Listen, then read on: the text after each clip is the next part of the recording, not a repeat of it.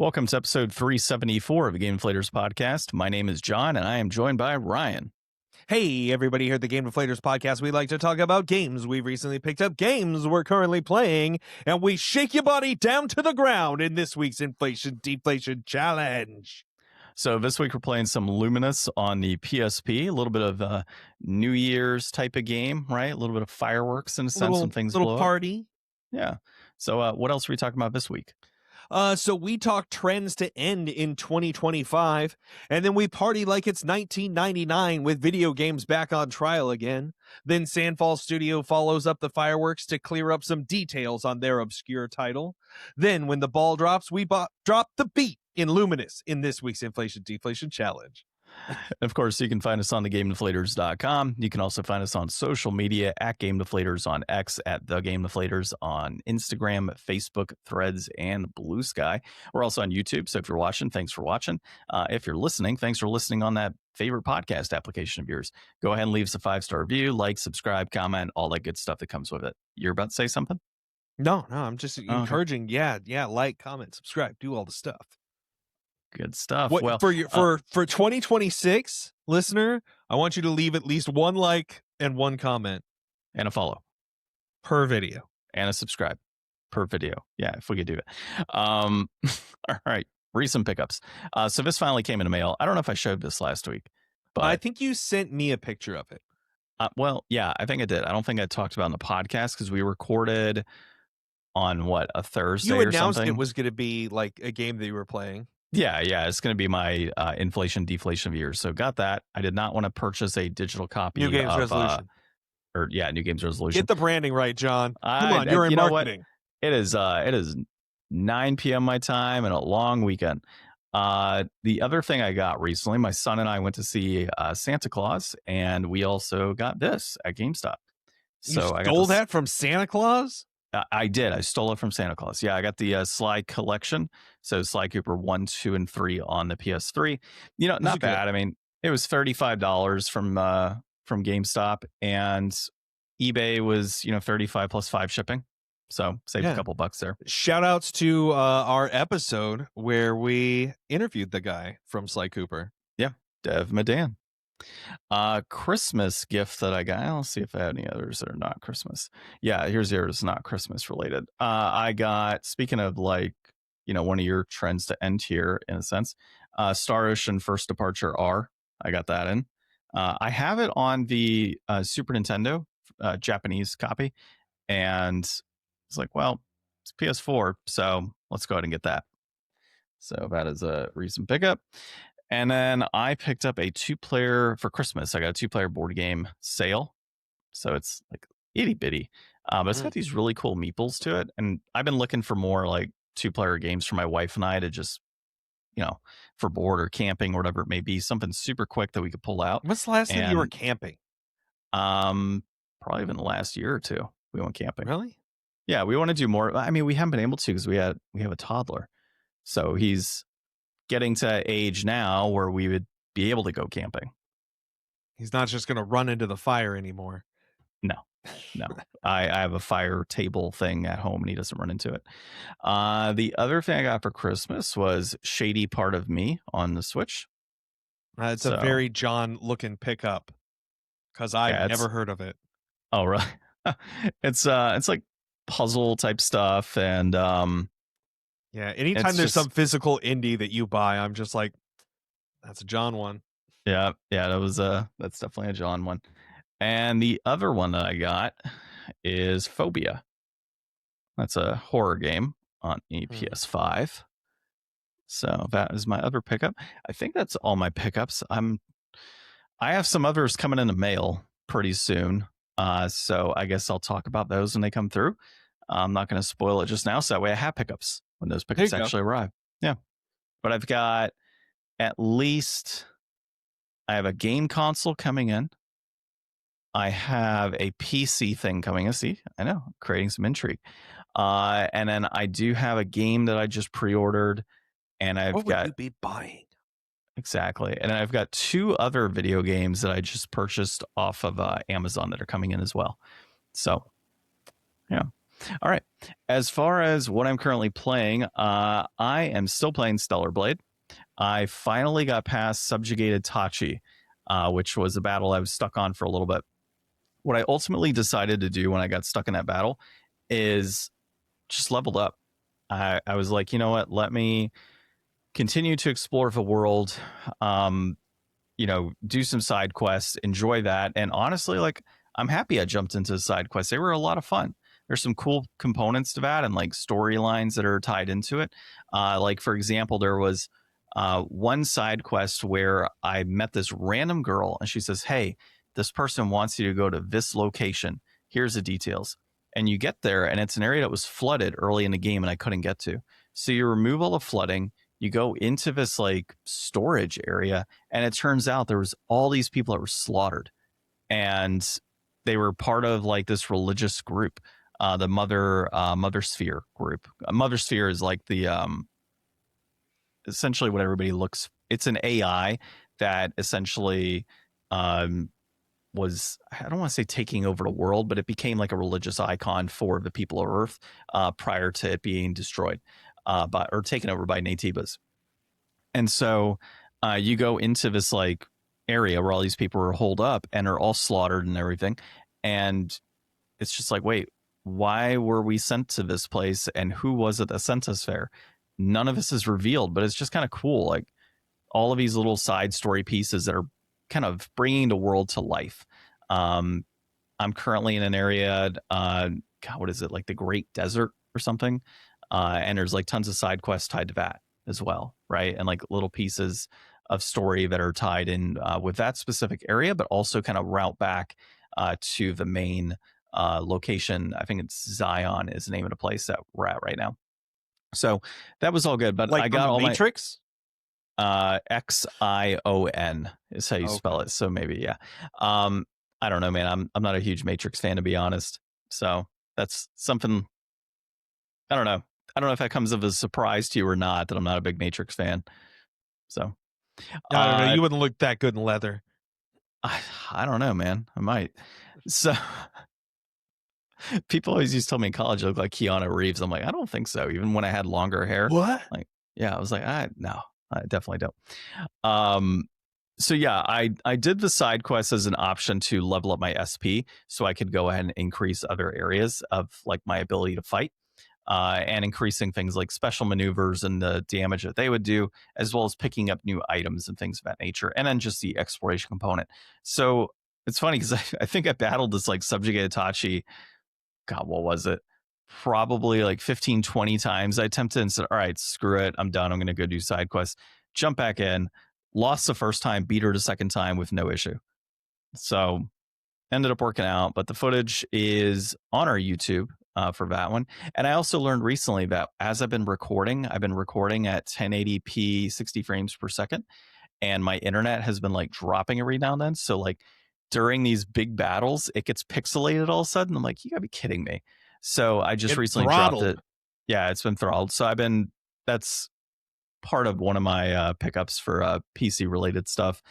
But I recently switched to 30 frames per second, and that seems to be okay. It seems to kind of corrected it. So we'll see how that goes long term on future recordings. But that is it there. Other than maybe Prince of Persia, my wife and I are going to kick that back up again. We're probably 71% through that game. We've just been taking a little bit of a break. Stranger Things, the new season came out, or second part of the season. I haven't checked that out yet. Yeah, so the second part of the season came out. It ends on the 31st. We also have been watching what is it? Mighty Nine, the Critical Role show. Nice. Yeah, so we've been watching that. I've been catching up on One Piece as well. So it's just a lot of things, and obviously the holidays as well. So we just haven't had time to sit back and enjoy that one. And it's one of those. The way that game is set up, it's not like you can play a little bit, and you know how she falls asleep while playing games. So it's not like we can play a little bit and then, okay, cool, I'll just turn it off, right? Like, no, with Prince of Persia, there's distinct completion of certain battles to be able to save, and you could progress a good like 30-40 minutes into the game, and you get to a battle that you need to complete before you can get to a save point. If you get stuck in that battle and it takes you 15-20 minutes, well, now I find myself doing this entire battle while my wife falls asleep, and then having to try and save after the fact. So it's a little bit of a pain in the ass to, try and sit back and play that. So there's nights where you just say, you know what, we're probably Not both going to tonight. fall asleep. Not tonight. Let's go ahead and just watch some TV. So, all right. How about yourself? All right. So, video game stuff for Christmas. I got Returnal, baby. Nice. Oh, yeah. This has been the game, man. This has been the game that I've been like, I want a PS5 so I can play Returnal. And then we played Returnal for the podcast, I think last year, and it was awesome. And then you went on to play a whole bunch of it. And now Soros or whatever is coming out next year. Mhm. And that looks super cool. I love the dude that's the main dude in that. So yeah, I've been playing a little bit of Returnal. And then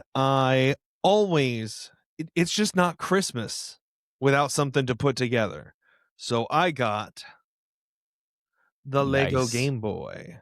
You gonna get the mod for it too? Yeah, I would love to. It's actually, I was reading that it's like sold out, but it's like there's a few things that I want to get, like with my playdate broken. I want to get a replacement for that. So that's like the same kind of money basically that I would probably use to do something like buy the mod kit for this. And then I've also really wanted to get like a 3DS because my 3DS is old and it doesn't work so good. It like the battery, if I like set it down too hard, the battery like and it just like shuts down. So it like the whole being able to just close the clamshell concept does not work on it. So Are you looking for an XL or just a regular, or what are you looking for? honestly, I'm kind of a freak and I want to get a 2DS. Do I have a 2DS? You No, know, I like sold it. the cheese wedge looking thing. I had one, but I sold it. Remember Sage's brother Oh was yeah. hook me up? Yeah, so I ended up selling that one because there were other things I wanted to keep, and I had to offset that cost. Yeah, I would love to get a 2DS potentially. So that's all kind of in that like $150-ish doing something weird with games kind of thing. So I haven't like really set money aside to do any one of those. Okay, so I went from being just a guy to being a guy that had one Labubu to being a guy that has two Labubus. Oh my god. Yeah, my wife got me one. She was picking up some for our nieces for Christmas, and she was like, I'm just going to get another one for Ryan. Did you see there's a video of, I forget the name of the comedian, but he's having a conversation with a giant Labubu? Uh-uh. All right, you keep talking, I'll find it, and I'll tell you All right. what it is. I am an artsy person, for anybody who knows that I do artsy stuff. And I took some classes in college and I was not really into like fabrics, but now I want to learn how to do some more of that kind of stuff. So I got this awesome, it's a stitch journal. So you go through and each page has like different stitches. So you like practice doing all the different stitches and learn how to do stuff like that. So that's a fun thing that I saw that I ended up getting. I got these. I can't find Oh it, by my the way. God. There you I don't go. remember the name of the comedian. Yeah. These are like the sparkliest, wettest, most satisfying gel pens. And then this wasn't really a Christmas thing. It's just a fun thing that I like to share that's tangentially gaming related. So every year now for the last 10 years, actually, I've been getting a Hobonichi Tekko, which is a planner. So this is the Luffy one for 2026. So I'm switching everything over to that. But if you're a person who needs to get their life together or likes having like a calendar with them or a place to write and record stuff, I can't recommend these enough. They are by Shigesato Itoi, who did Earthbound. So there's like a whole, every year there's different Earthbound ones. They started partnering with One Piece a few years ago and did some of those. They've got some different franchises that they do, but they also do a bunch of like artist designs. Just really great stuff. It's that time of year. So if you are somebody, check it out. I checked it out a long time ago because of what was it? It was like a Super Beard Bros. They did a playthrough of Earthbound 3, and they had on the people from like starman.net or some game place that like did, I think, the translation or the walkthrough or something, but they might be Fan Gamer or something. I don't remember exactly, but they were talking about it in there, and I've been using one ever since. You know, you've had those every year, yet you never plan in advance on the new game's resolution. What are you talking about? Well, I mean, like, I don't know, put like middle of March in there. New game's resolution. Oh, no. See, the new game's resolution, I just have to have it done by the end of the year. That's the beauty of it. I know the date. You're like, it's the last day of the year. That's it. You know, I've used that cutoff time before. I'll normally, do it again. you failed on it too. Normally around this time, I'd be on you about, hey, you got 24 hours, 48 hours, whatever it may be to complete it, but it's not happening this year. I'm on easy street this week, baby. Oh man, yeah, good stuff, man. I'm kind of upset. It's been a tradition every year, and it's it's what the people want, John. They want suspense. They do want the suspense, which is why I'm surprised you beat it so quickly. Right? Did you 100% it? Like maybe you want 100% it for your new game's resolution? No, not even close. It's about playing and finishing a game. That's it. All right. As long as I roll credits, that's all that counts. I considered just picking a game to do like a speed run of it to see if I can just like, it's like, surely if it takes them like, 15 minutes, I can do it in 2 hours. That's a good point. Yeah, I've always wanted to play Jaws on the NES. Well, no, there's like games like I had watched a speed run one time for Octopath Traveler, because there's like 8 characters. Like you could just do one character's like run, and it's an RPG, so you have to get like lucky to make the speed run work. But like literally in an RPG like that, I mean, there's a lot of mastery of things that you need to do. But if it's you're the same level, you're going through the same area, like you can kind of follow the path, and like if you're not trying to set a world record, you could go save an extra time or like grab an extra potion. Like there's a bunch of stuff you could do to go along that path, but a little bit slower, and probably still do it in like crazy time for a normal person. Yeah. So makes sense. Yeah, so that's something I've considered doing before, but of course I will be playing Eco this year, and I got to figure that out. Yeah, that's not a long game though either. No, that's a short one. You'll enjoy it. You'll get stuck on some puzzles, but that's a good game. I've been debating buying it. I've been debating buying the games that I've done for New Games Resolution to at least have kind of like an odd collection of like different games for reasons. If you get the Eco Shadow of Colossus collection on the PS3, you'd get 2 games in one. Yeah. So and Shadow of Colossus is dope. Yeah. Eco's box art though on the not the US version. I don't have any PS2 games really. And you got a PS2. I know. I've got the one game you gave me with it. What was it? Like Need for Speed or Gran Turismo or something? I don't even remember, dude. It was some driving game. Yeah, probably Gran Turismo or something. No, it was Burnout. I think you got Burnout from me. No, but like, so if you look at the covers though, the US cover of Eco is like, it's all right. But the Japanese cover is solid, dude. One of my favorite game covers on the PS2. Yeah. So cool. Well, what are you playing? Yeah, I've been playing a little bit of that Returnal. I played a little bit more of Plucky Squire. Oh, I guess I should have put this in my pickups too. I threw down $20 American, and I bought Hollow Knight Silksong again. Or I bought it for the first time. Yeah. For the PS5. For the PS5. And I ran, dude. I ran pretty good. Like I got to the forge area, and I already beat like a few bosses, like all on my first go. So I can feel the skills that I acquired still within me. You got good. That's what it was. I got okay. I'm not going to say good. It took me way too many tries to beat the last judge. Anyways, the other thing that I've been playing, Pokemon Emerald Legacy.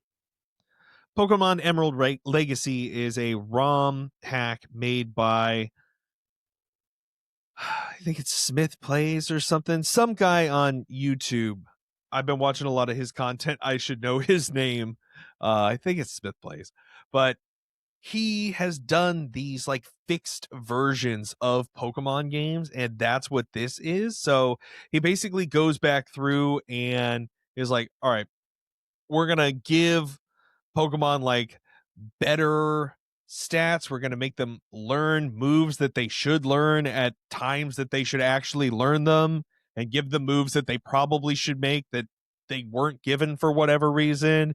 We're going to go through and rebalance the gym leaders to like make their Pokemon make sense as to like why they have them, and make them like an appropriate level, and basically just monkey around with the whole game, but try to make it like how you remember it being, and not as kind of janky as a lot of the Pokemon games kind of were, at least if you go back and listen to him talk about them. So I thought I would give that a go, because I mean, third gen, love the third gen. That's kind of the one that I always think about going back to, like Omega Sapphire. I'd totally play Omega Sapphire if I had 3DS, but too risky. So I'll check, see if I got a 3DS around here. I'll let you know. yeah. So I appreciate it. So I mean, it's still going to cost me money, so I might as well find one that I want. But you can help me keep an eye out. It's like when I told you a long time ago to put feelers out for like a Game Boy Micro, and nobody ever has those for sale. Yeah, I mean, if I have 3DS, it's not like I would charge you an arm and a leg for it. No, I know. I just got to see what I got. Yeah. I'm pretty sure I have an extra, by the way. I know you've got like a closet somewhere with like 8 GameCubes and like 5 N64s hanging out in there. Yeah. And there's people that are far worse than me, but no, I'm pretty sure I have an original 3DS lying around upstairs. Oh, yeah. Nice. Yeah, I've got the old turquoise one that looks like it's got 3 different colors of plastic on it. Looks like a big Happy Meal toy. It's either that or getting that at launch with like Street Fighter. And I was just nice. Like, what is this? It's either that or a Game Boy Advance SP. So I'm not sure. I got to check. It's one of the two. So, all right. Well, let's dive into our little segment here, a special segment for the week. This one being trends to end in 2026. Almost got me there. Almost. Said 2025, Ryan. Almost. Isn't it? Yeah. We want these trends to end in 2025. No, we want them to end like 2026. You're okay if they happen next year. No, I'm okay if they end next year. Their current trends, we want them to end. 2026 is a future state. So in the future, we want these to end. It's not like they're going to happen overnight. Well, that sets it up for people. That's what we're talking about. So the trends that I would like to see end are pre-order bonuses and fragmented versions of games. And so here's my reasoning behind it. Pre-order bonuses can be anything from skins of DLC to steel bookcases that GameStop does not order enough of. It could be a sticker sheet. It could be a coin. It could be a paper poster, whatever it may be. The reason it needs to end is because by the time that your general consumer, not your hardcore fans, are going to be looking for reviews every which way early on, your standard consumer says, oh, I want to get a Mario coin. I want a poster. I want a steelbook case. Without thinking about, when I wanted stuff. And then they get home, they crack open a game. They don't look at any reviews because they don't look at early reviews. They look at reviews after the fact or something. And they're like, you know what? This game sucks. I don't like it. Well, now I'm stuck. So these companies are incentivizing people to put forward their money to be able to get these pre-orders, obviously, hence the purpose of a pre-order bonus. Hopefully locking them in before reviews actually make their way out. And then they got their money at that point, right? So that's one thing I don't like. The other thing, and so I guess to go into that, like, what would that be replaced with? I think it would be replaced with not doing a pre-order bonus, but more so a bonus of once you've purchased the game, this is something that's available to you for a limited time. So it gives people the opportunity to maybe wait a little bit, go ahead and, um, look at some reviews, things of that nature long term, maybe watch a couple of videos of people that played it that same day, and then they can go and they can get their bonus for their purchase. And oftentimes, like pre-order bonuses are still sitting in the store anyways, because they order so much of that crap. Like sticker sheets, dime a dozen, right? So easy to just go in and grab like a sticker sheet or like a paper poster or something like that. Day one editions that come with stuff like that. Day one editions, you can get brand new still for games on like the PS4. So that type of stuff, I think it's not really necessary to do a pre-order bonus to lock those people in. The other thing is when I say fragmented versions, I'm talking about deluxe editions, day one editions, standard editions, whatever edition is in between a deluxe and a platinum and a Those big standard. Ubisoft charts that come out when a game's been announced. Yeah. Here's your $120 and you get whatever skins and extra weapons and such. I know people complain about $80 games. Yeah. But yet they're willing to shell out $120 with 50 of it with unnecessary crap that isn't going to impact the gameplay whatsoever, right? So I'm sick of that type of stuff. I think it confuses consumers. Like, let's just get to a point where you have a standard edition that comes out, and then you can buy DLC after the fact, like piecemeal it out. I know why they're doing it. They're trying to hammer in as much stuff as they can to up the amount of money that they're bringing in for some of these titles. Unfortunately, there's consumers that are spending way too much money on things that just have no purpose in the game. And honestly, it might be better if they could piecemeal it out. They might actually spend more money that way, but at least give them the opportunity to decide at that point, yes, I like this one or two pieces of DLC content that you're throwing into this edition, but maybe I don't like the 80% of the other stuff that's in there, right? So to me, it's another FOMO type of activity from these companies to try and get people locked into a higher rate. So I would much rather, like I said, see piecemealed out DLC with things like skins, right? Oh, you want that skin? It's $1 to buy it, right? That's it. Straight up $1, $2, whatever they want to charge for a skin nowadays. Skins Versus are like $30, depending on the game. yeah, exactly. So, and it's because they lock it into these like deluxe editions and such. Like, what else are you bringing to me from a gameplay perspective that's going to be worthwhile in there? Right, for that extra 40, $50 what we're charging. Maybe what they need to do is if you want the deluxe edition, that includes all of your completed game, no bugs, right? For an extra $50, you get the game with no bugs. I'm just screwing around, but yeah. I mean, you know what? You could actually get the game with no bugs for cheaper if you just wait. Yeah, we talked about that too. Consumers waiting. The other trend that I would like to see done is remasters of things that don't need to be remastered. I don't need another Last of Us remaster. I don't need another Horizon remaster. I can see those games being remastered on a PS6 down the road or remastered for an Xbox release that comes out at some point in the future. Oh my God, right? Xbox Last of Us? Yeah, Xbox Last of Us remastered edition with like new content. I don't know. Done with that right now. Now things like the Star Ocean First Departure are, I don't know if that's necessarily a remaster. I haven't really looked into that, but remasters of older games that are maybe stuck behind an old console and they want to re-release it on current generation. Great. All for that. Like the Star Ocean 2D HD remakes, the Dragon Quest remakes, things like that. Those are all games that are on like PS1 and Nintendo and things like that and are, re-upping it to be these great remakes, 2D HD remakes. So I'm all for that type of stuff. Don't get me wrong.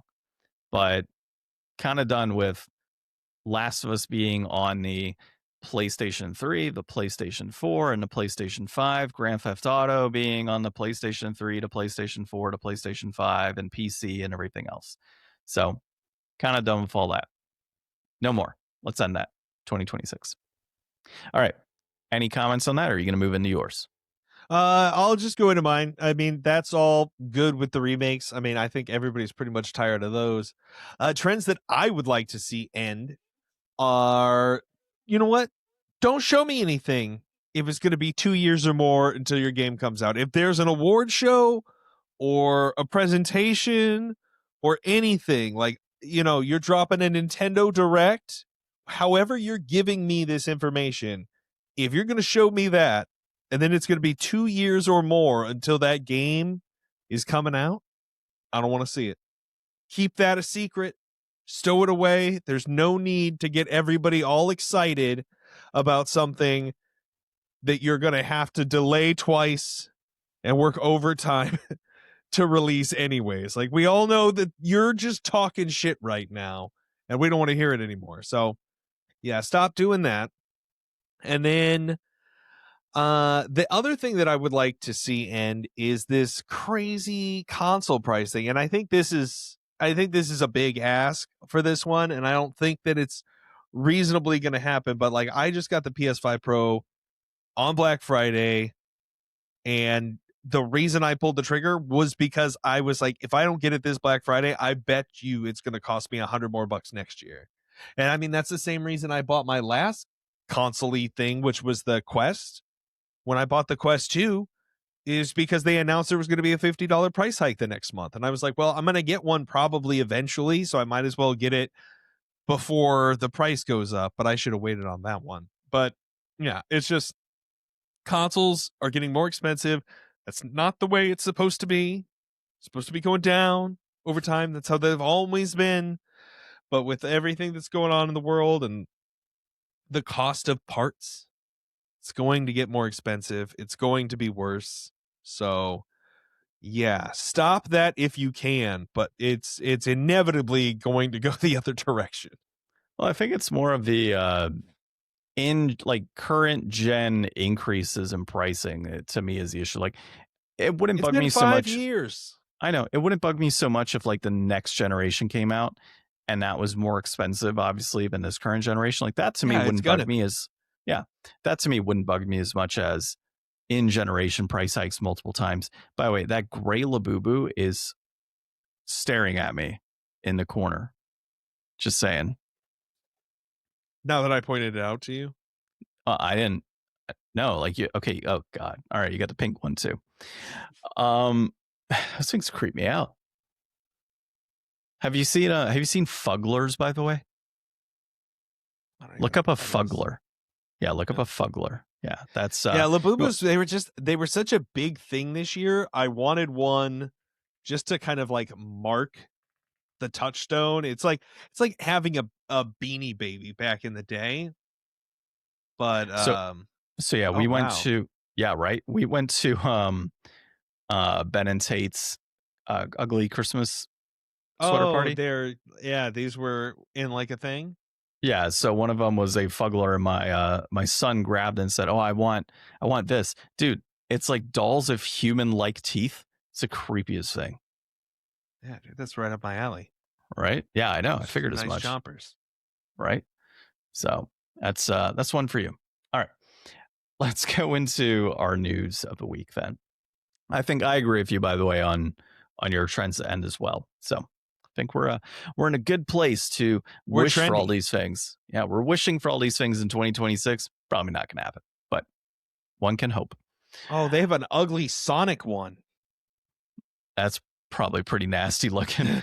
Okay, so the first article I've got here is that there are suits blaming video games for kids' emotional problems, and they are not being grouped into one lawsuit, essentially. So these are all, it's like 39 different lawsuits that are ongoing right now in 11 different federal courts, and they were hoping to consolidate these into one thing. Not happening, but that's not really the focal point of what I wanted to discuss.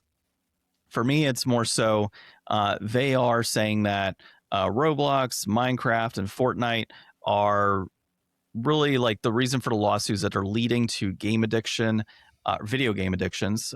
There are things in the development of it that they say are really geared towards promoting game addiction within kids, and that it's also causing like emotional behavioral issues as well. So screaming and anger and things like that if a game console's taken away, if they won't purchase DLC for the kid, that type of stuff.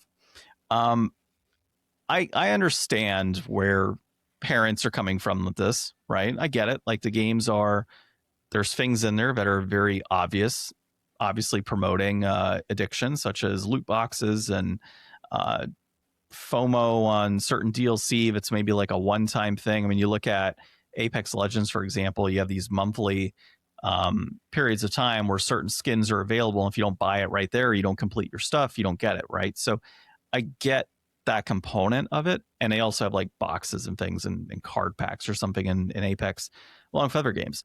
Totally understand that. But at the end of the day, I still think there needs to be accountability from parents that comes from this. With Roblox, I know I've talked to parents over the years, both when I was teaching at times and just parents that, of coworkers in the past or grandparents. So yeah, my kid plays Roblox or my grandchild plays Roblox. They don't know anything about it, right? I personally don't really know much about it either because it's not my thing. But yeah, my kid plays Roblox. Oh yeah, he's playing Roblox on a phone. He's playing Roblox on a tablet. So what that's telling me is you're handing this child a tablet or you're handing them a phone and just saying, have at it, go play Roblox or go play Minecraft or go play Fortnite. You're not actively invested in that kid's time on that device.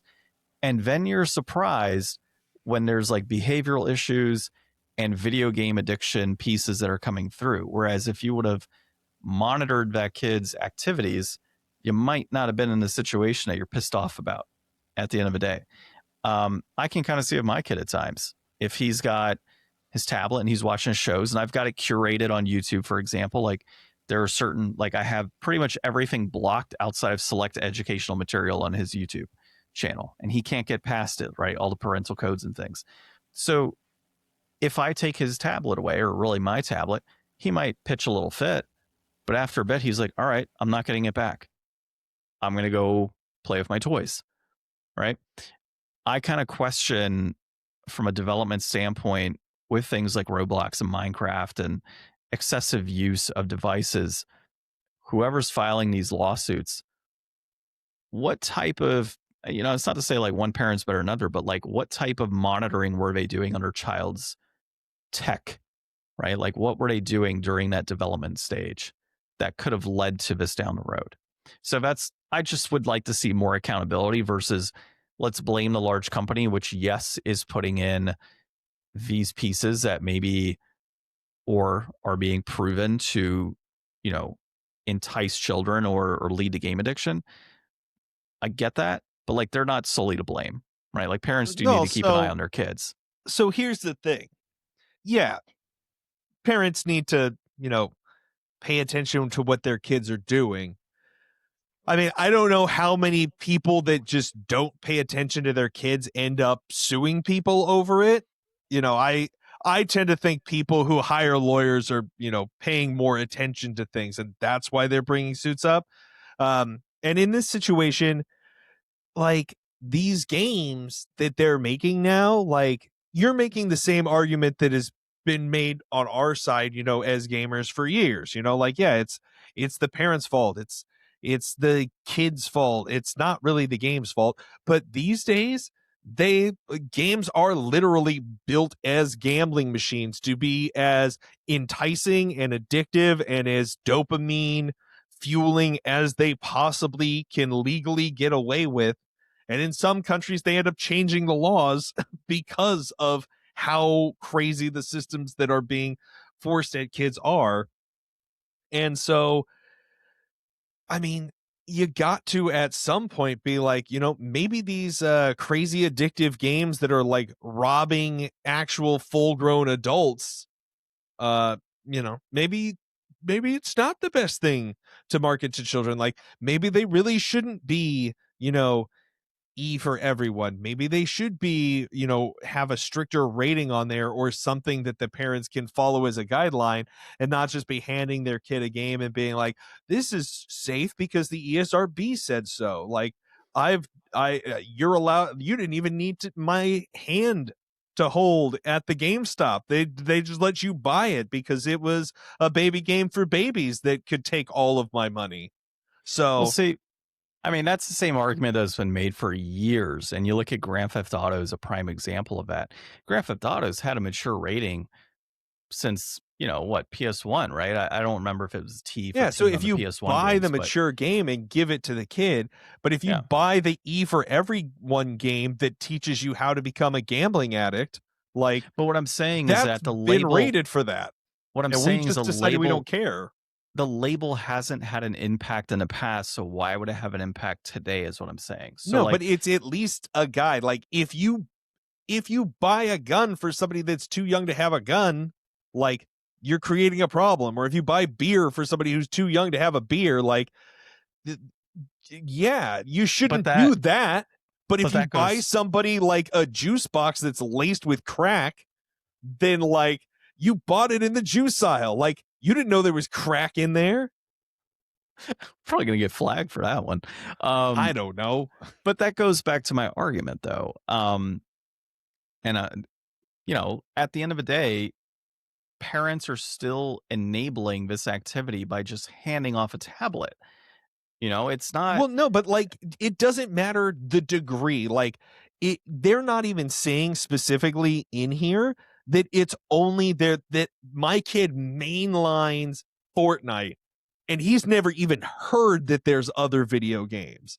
Like they're saying that like these might not even be the first games or the only games that these kids are playing, but these games, Fortnite, Roblox, Minecraft, are like gateways to video game addictions because of how they're like built and influencing the children. Like yeah. you could totally buy kids a HD 2D remake of Dragon Quest 1 and I'm sure it's probably not going to have the same effect as playing Fortnite with your friends.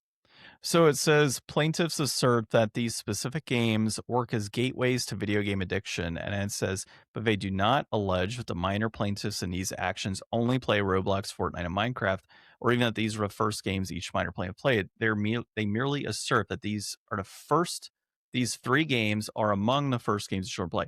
And that makes sense, right? So I get it. It's not like just, and the suit really isn't like these three games. It's actually towards Epic, Roblox, Microsoft. I almost said Minecraft, Those Microsoft, are the makers and of these Mojang. three games. Yeah, so it says the suit alleges that Epic Games, Roblox, and Microsoft's and subsidiary Mojang use child development experts and psychologists to manipulate kids' brains to make them want to play compulsively.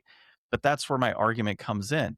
If the kids want to play compulsively, who's handing them the video game? Who's handing them the technology and just saying, have at it, play endlessly or play however many hours? I That's mean, not the it sounds like companies. these parents are trying to take the games away from the kids. After. So the issues are already happening. At the end of the day, the parents are suing for something that they allowed to happen, right? You allowed your child to sit on a tablet for however long. You allowed your child to play You're Roblox. assuming all of this. You don't Oh, know I am. any of this, and none of this is in the suit either. But like at the end of the day, like what's happening is that the game companies are making these games with this end goal in mind. This is the reaction that they want.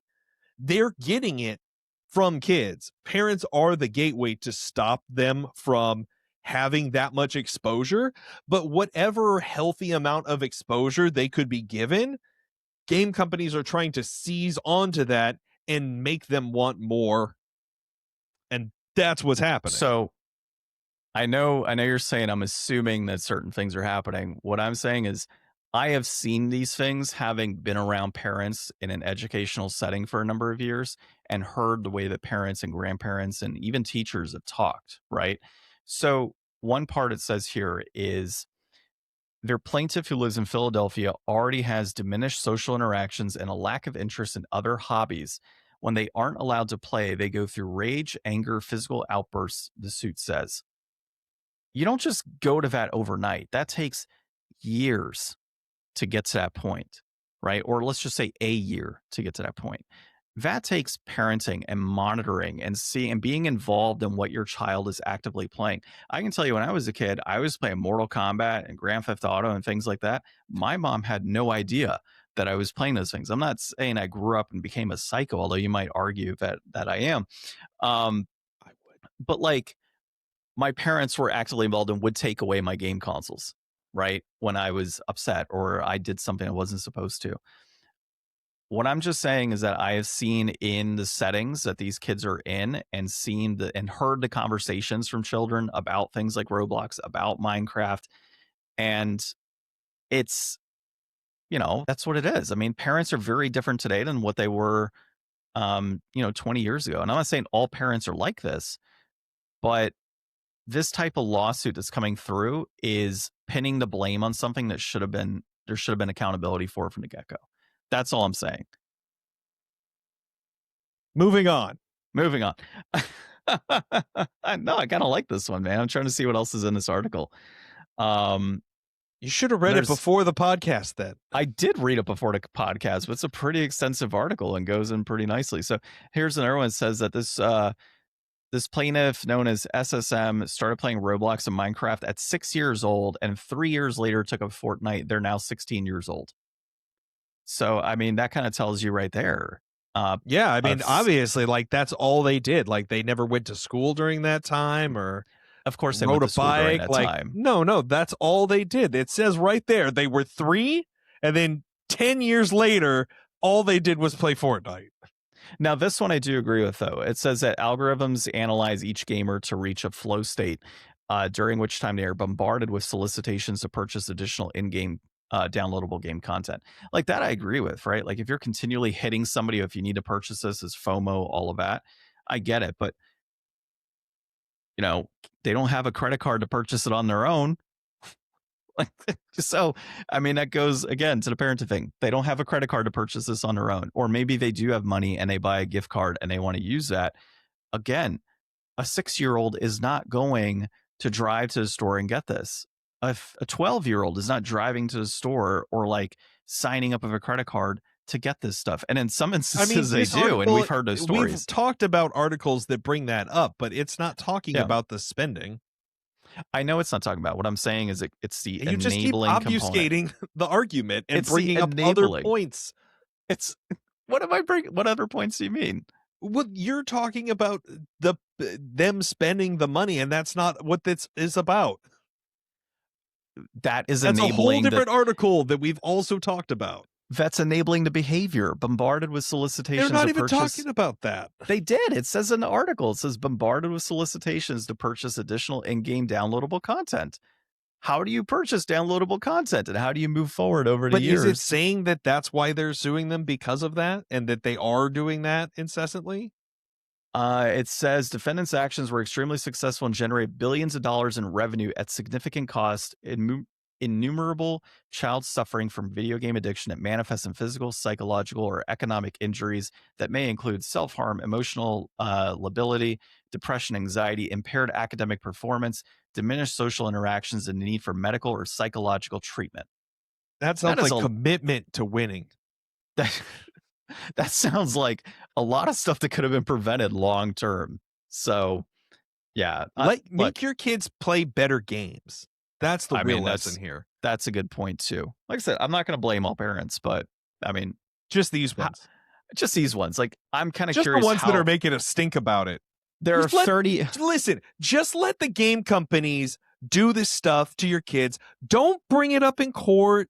Don't try to make a stink about it. Just keep giving them your money and your child's future. That's what they really want here. Nobody wants to hear about it, okay? I actually want to see long-term how this ends out. I need to write this one down. See who is correct in this one. I mean, It's not about who's correct. It's how they can destroy the American family unit. Well, if the unit isn't in unison to begin with. I am kind of curious. This would probably get settled out of court, though, I imagine. Yeah, because it sounded like they were trying to make it all one lawsuit, and they were like, we can't do that. It's going to be too much. So it's going to remain different lawsuits. Yeah, it's 39 different lawsuits. Like, is this what it doesn't really give us here is it one family or one child per lawsuit? Is it like a group of families in like each? Like, it doesn't really break that down. Which, like I said, goes kind of into the accountability piece and like getting pissed off after the fact. Like, it's not like this is a class action lawsuit against these companies and all of these families are coming out. This is from what I would understand, it's a number of individual lawsuits that have come through alleging that this is occurring. And really, I think a cash Maybe they're grab in a trying sense. to like get enough suits going that they can create one of those kind of lawsuits. I mean, yeah, we'll see. Maybe they do try to get a class action lawsuit in place. There's a lot of things that they'll have to actually, like it says that they got psychologists to understand children and things like that.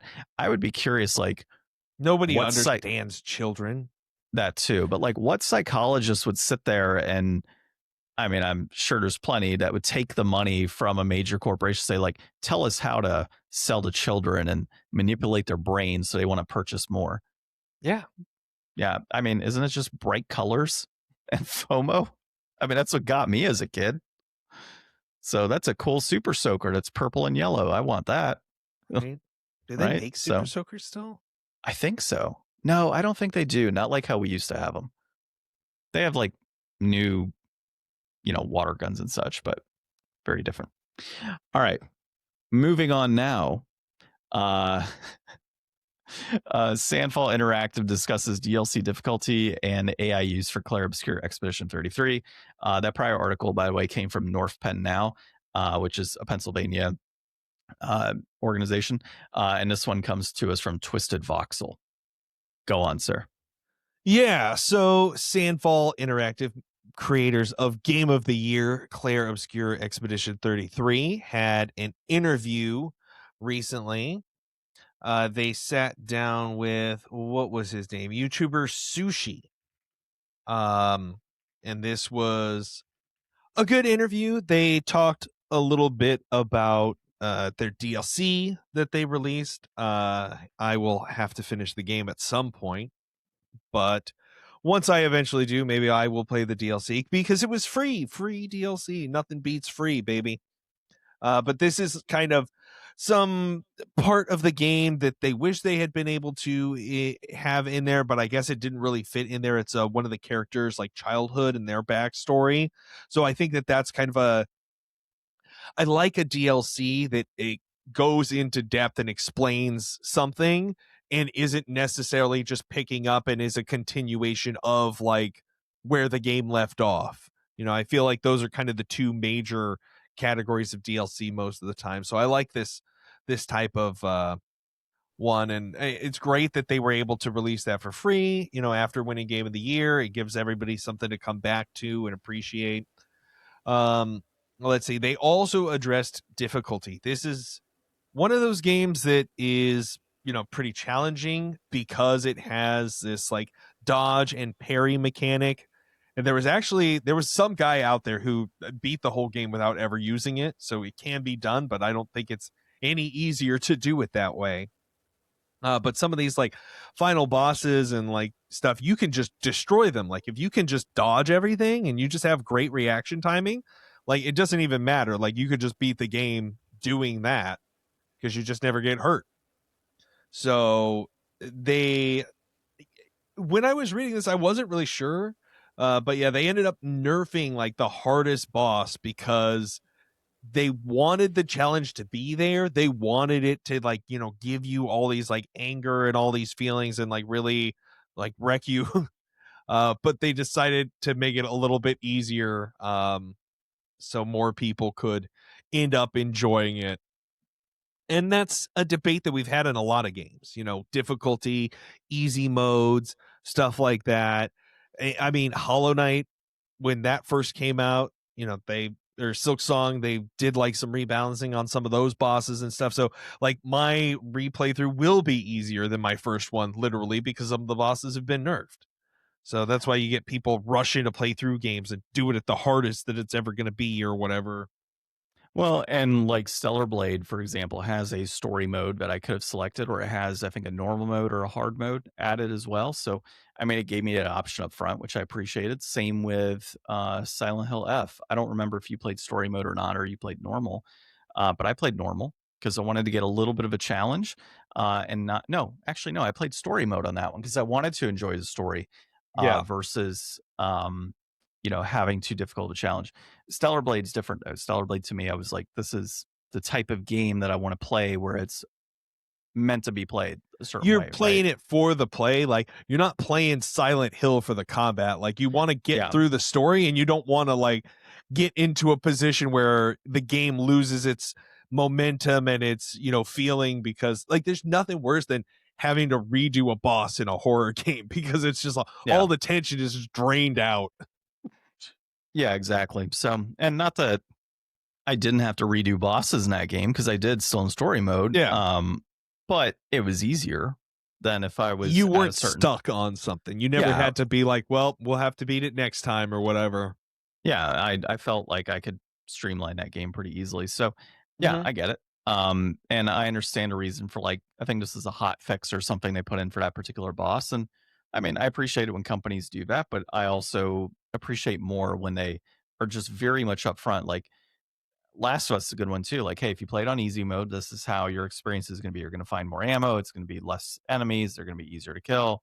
You play on normal mode, this is kind of your standard. You play on a hard mode, it's this. And if you play it on like the highest difficulty, like one shot kills, for example. Um, so I'm very appreciative of game companies doing that nowadays, compared to just saying, "All right, there it is. It is what it is," right? Like, let me kind of, FromSoft. yeah, I mean, like, let me as a consumer choose the direction I want to go in terms of difficulty.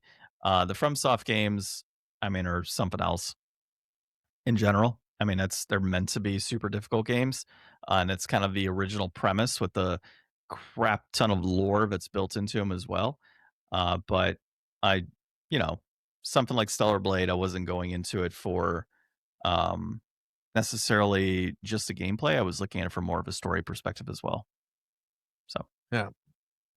well, The other thing that they talked about in their interview, so they, won a whole bunch of game awards, but the Indie Game Awards had awarded them Game of the Year and taken their award away because they had admitted to using AI in the creation of their game. But yeah, yeah, but go they ahead. said they said, hey, we used AI, we didn't like it, and everything else is human made. So that that's kind of messed up from the indie game awards to say, yeah, you used AI. I mean, they said, yeah, we used AI, but we didn't like it. We moved forward to just people. I don't feel like that's enough to strip a game. Like the AI is, God, what did they say the AI was specifically being used for? So they used it, I think, just as like some tools for generating not like full concept art, but just like for storyboarding kind of, or not storyboarding, but like you would make an idea board. Like if you were just going to go online and be like, all right, let's find materials that we want to inspire like our artistic direction, like go get me 50 pictures of buildings and 30 pictures of park benches and 20 pictures of flower beds, and we're going to put together a park based on how we like these different design aesthetics. Yeah, that's pretty So much I think exactly what it was. they used it in that kind of aspect to just kind of like conjure up images that they could draw ideas from. And I mean, we're at a crossroads time in the world right now with the, advent of AI being as big as it is. Everybody is going to wind up using it in some capacity. So I think what we really need to do more so than just be like, you used AI and that's bad, because like it's only a matter of time until great games come out that were made entirely using AI. Like they're not all going to be horrible forever. Like it's going to happen at some point. So I think what we need to do is really nail down a language that everybody can agree upon to have a more nuanced conversation where we can say how AI was used in a way that we can agree is either debilitating or elevating to the industry. And it's not just like, well, you're wholesale bad because somebody asked ChatGPT where the best pizza was within a 5 mile radius on their lunch break, and they bought lunch for the studio, and now the game's out the window. Talk about bringing in random arguments into a No, conversation. somebody at the studio used AI. They didn't use it for the game. They were just trying to order lunch for everybody, and it ruined it.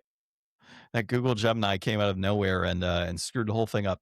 No, I mean, look, just on the topic of AI alone, like in my workspace and what I do, I there's a lot of content I have to generate. I have to think about articles and emails and social media and everything else that comes along with it, right? And there's only so much time in a day that I can dedicate to my actual like things that I need to be focused on, like planning and some of those big article development pieces as well, and then all of the ins and outs that occur on my day to day.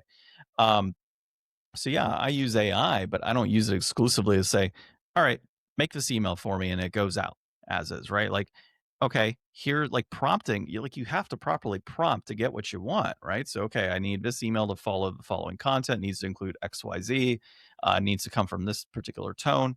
All right, create it, spits out a draft. All right, let me wordsmith it and get it to where I think is going to work for my audience.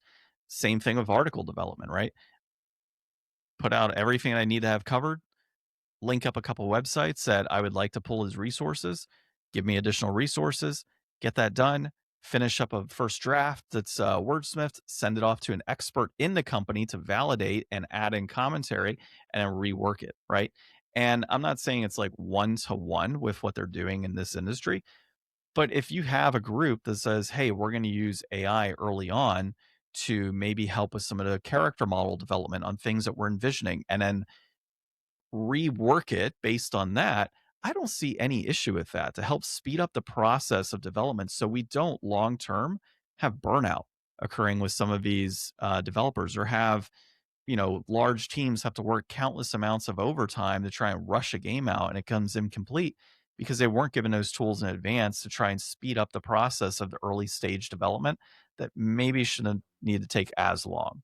So that would be my thought on there, and it's kind of upsetting that just because there was a little bit of AI used early on, that they got stripped of an award that they very much deserved at the end of the day. And Well, that's and because they admitted it. Like, yeah, who's to say the other companies didn't use AI and ended up yeah. getting that award? So, And I mean, AI is to some degree already in use in games. Like, I don't yeah. know. I know that this is kind of a dumb side argument to make, but like lots of games have enemy characters that use AI in there. Like at some level, like you're already using AI in your games if you've got bad guys running around trying to shoot your character. Like that's AI. Like at some Well, point you had to develop that, and I'd like say that's coding. I'd say that's coding of the game to get things to happen. But um, I get what you're saying though. Like AI has already like, okay, you brought up the tree guy a few episodes back, right? somebody made a Like, comment about the tree program. yeah, and the comment that I had back was you still need somebody to go in and make sure that the trees are doing what they need. You need somebody to run that program, right? So yes, you can generate the trees using AI in a video game and get all that done. But somebody needs to actively run the program. Somebody needs to actively go in and make sure that the trees look good in the final product and to clean them up and things like that. So that's, there's There's AI still a already being tree used. guy.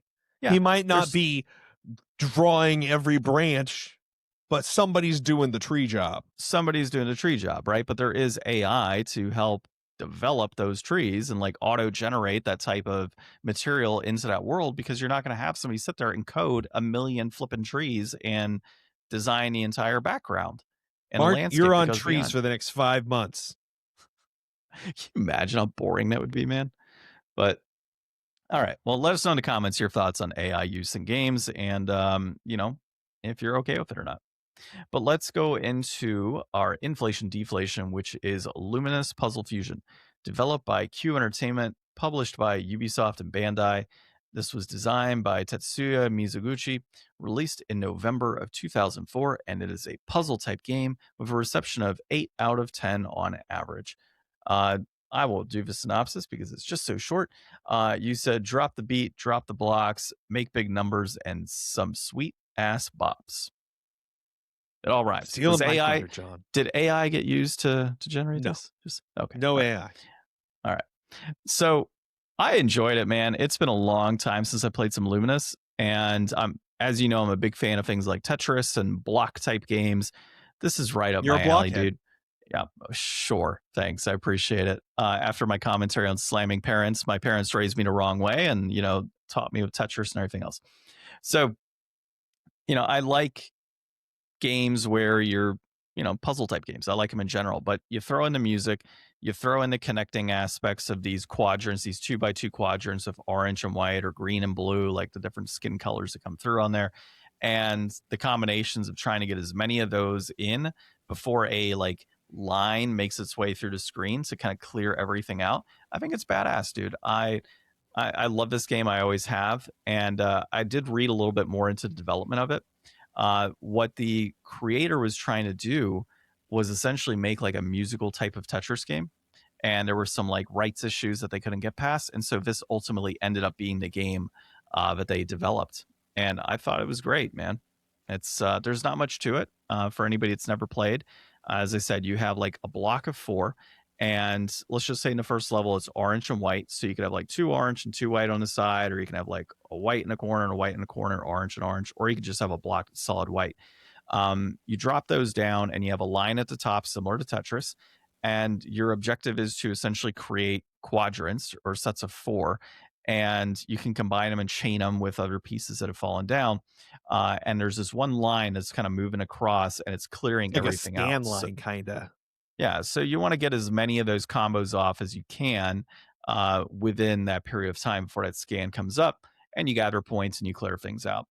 Realistically, if you wanted to, you could just kind of sit there and kind of slowly, methodically put things down and progress. But you want to get as many points as you can. So that's the overall objective of the game. Depending on the mode you're in, you could stay in like a static skin mode. There's like a versus mode with the AI actually that's in game. There's also like another mode where every level changes the skin and the music and the speed and things like that. So it's got some different types of level components built in and gameplay types. And yeah, it's a great game. And it's cheap, as we'll get into here in a bit.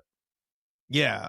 I I love Luminous. I remember when I got my PSP way back in the day, and I got Luminous like for my first game on there. And it was just like it was so awesome. I was never like a big puzzle person, but yeah, the music is cool, the backgrounds are cool, the blocks themselves are cool. Like I've got so many memories of playing this game and the playing it again, like the music comes right back to it and you're just like jamming out. But it does this really cool thing where there's the music, but also then like when you drop the blocks, it makes a sound. And when the blocks connect, it makes a sound.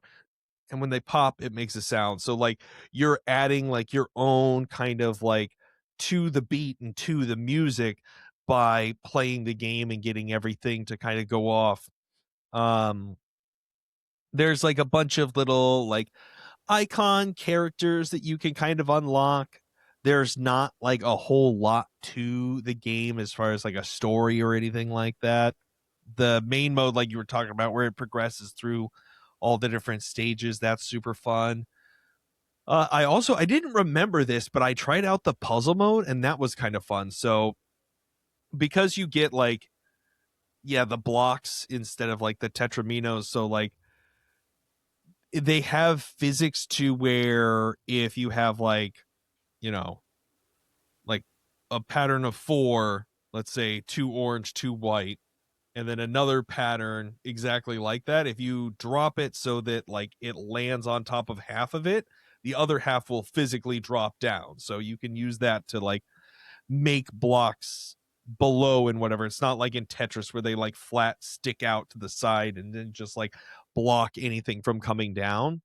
Yeah. So in the puzzle mode, they'll give you like a pattern that they want you to make with the block somehow. So it's like make a circle, like so you've got like one color in the middle and then like a full circle around the edge, and then like make a dog, make an A. So you're making all these different like shapes, and that was a little bit challenging and kind of a fun different way to play the game that I didn't even remember ever messing with.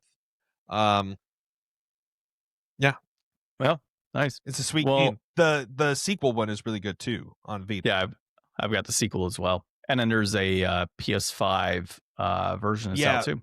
One that just came out, a brand new one. Like I think it's Tetris Arise or something. That's supposed to be really sweet. Luminous Arise. Luminous Arise. See, I say it's just they also made the Tetris one from a few years ago that was really big. Yeah, and that's actually what Luminous was initially supposed to be, was like that Tetris. All right, so yeah, going into pricing here, complete in box will run you $865. That peaked at $1032 in April of 2025. There's no data prior to 2013 on this one. That is trending down. A loose copy will run you $478. Peaked at $896 in August of 2023. And it was $30 in a one-off in October of 2007. Yeah, like for some reason they recorded the loose price like all the way back to 2007. So it was like new, it just come out, so you could see like that used price like right under the new price, and then it just crashes over the years. Yeah. And that's trending down price right now as well. Digital console $14.99 for a remastered version on PlayStation, Switch, and Microsoft. Digital PC $14.99 remastered. Advertised right now is $4.49 on the PlayStation Network through the 21st of January, through the 7th on Microsoft's store, through the 5th on Steam, and through the 4th on Switch. So I don't know why. I don't know why it was like that on all the different places, the same price, but for different amounts of time. FOMO, right? But you can buy it. Like, this is the first time we've ever talked about like a cheap, good game that you should definitely buy while there's like a crazy good sale going on, and the episode will come out so you know about it. That's a good point. Yeah. Happy New Year. I think that this is a great game. At like, if you're a big fan of Complete in Box on PSP, I personally am. I do like that. Is PSP like a cheap? Is that like the console to buy for now? Or is it just this game? No, PSP has some cheap games. I mean, you can get some good RPGs on there for pretty cheap prices. I think a lot of it's because it was games released on, like, a good example would be like Ratchet and Clank. I think its size matters, right? You can get that on, I want to say you can get that on the PSP, or you can get that on the PS2. Secret Agent Clank, I think, is another one.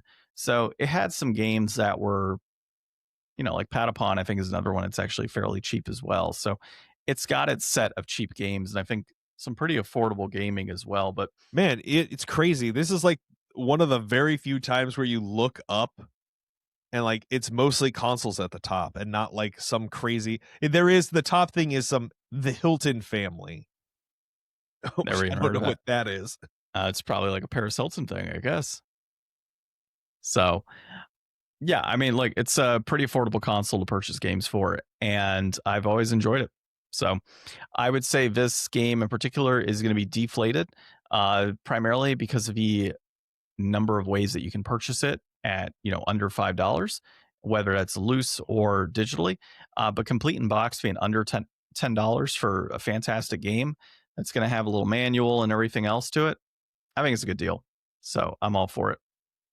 Definitely pick this one up. I don't think we picked out a theme for January, so we'll have to look at that. See, what's in market that we want to play, or what we want to theme for the month. But I know you talked about demos a little bit back, but I think you demos do need with a subscription for that. Yeah, you got to have some sort of sub. So yeah, we'll figure it out. We'll come up with a title for next week and figure out January. Yep.